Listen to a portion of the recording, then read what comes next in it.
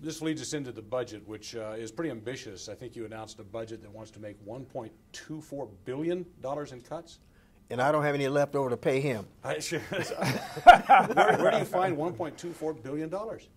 A lot of it's federal funds, type 1, type 2, and federal funds, and the state pay us $7,600 for every student because the state has a responsibility for public education for kids. And let me tell you, that's an improvement over any budget we've had in I don't know how long.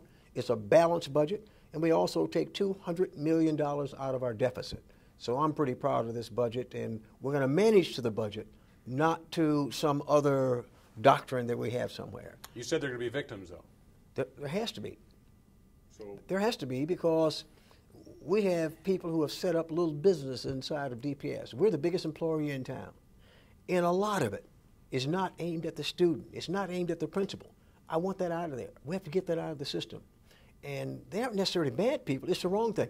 We have so many people in Detroit that want to help Detroit public school system that they're stepping on each other, and it becomes counterproductive. Now, I don't want to send a message that we don't want community involvement. We want community involvement. We can't get enough parental involvement, but we got to make sure we can manage it inside of that system so they're not stepping on each other. And they're giving the principal and the teacher what they want to help that kid academically. In a way, it sounds like he's talking about right-sizing the district, as that's been one of your major hurdles, is right-sizing the city of Detroit. Can you work together on figuring out where the population needs to be in relation to schools to try to make it all more efficient? We have to. I mean, there's going to be a lot of cross-pollination, a lot of sharing of information, a lot of sharing of services, et cetera, because right now there's a duplication of costs between city and between the school system, and that's not efficient for either of us. So I think the conversation has started already relative to what we can do together, but people are going to have to be patient a little bit, because I inherited a mess, as he did, and we're not going to fix this overnight, but I think we're going to put the right principles in place to right both systems. You know, people do believe that you should fix it overnight. I mean, I know that you both hear from that. Why isn't it fixed? Well, people have said to me, why don't you just blow it up? And I say, how about the shrapnel hurting the children? We got to be smarter than that. We got to make sure that what we remove, if it's a cancer, we better put something good in place. And that's why we're taking 1 year to study this, to get the right processes, the right systems in place. And when we hit the ground running in 1 year, we want to be ultra effective at what we're doing. Now, you both come from a business background, automotive, ran your own business.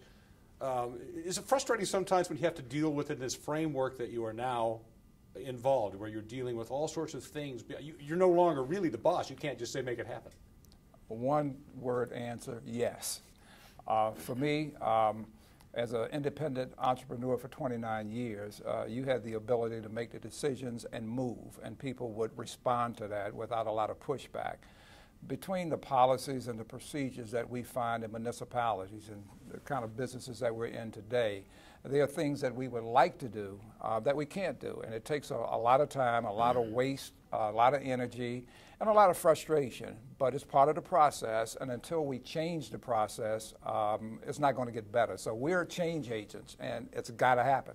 You said there are a lot of things you'd like to do. I was going to interrupt you real fast. Give me an example of what you would like to do that you just can't do. There are a lot of things in the legal area, for example, where everybody, you know, we're a very, everybody wants to sue. You know, I mean, whatever it is that you do that's outside of the norm, you're going to get sued for it. And I don't think we can be afraid of that anymore, because if, in fact, we just wait and try to have everything perfect, it ain't going to work.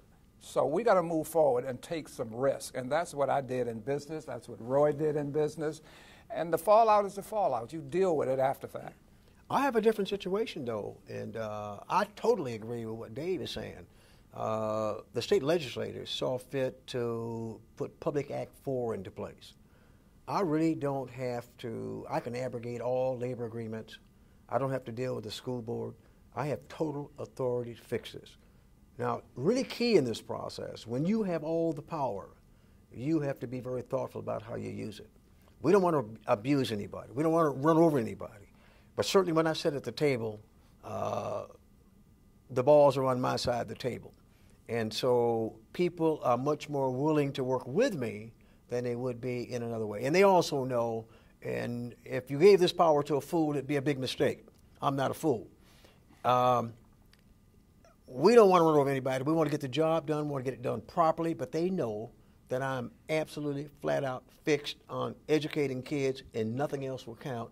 And if anybody try to preclude me from doing that, I'm going to use all the powers available to me to get the job done.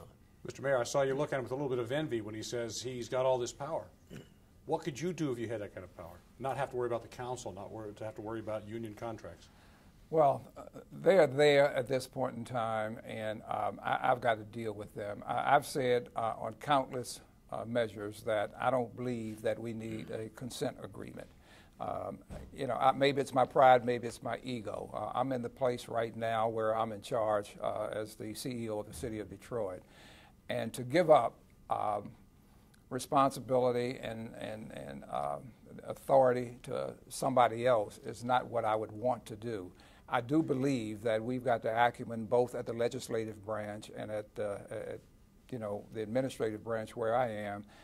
We've just got to work together. I think we want the same thing. It's how do you get there? And I got one agenda when I came into this office, and that's to do the very best job that I can to turn the city of Detroit in a positive way.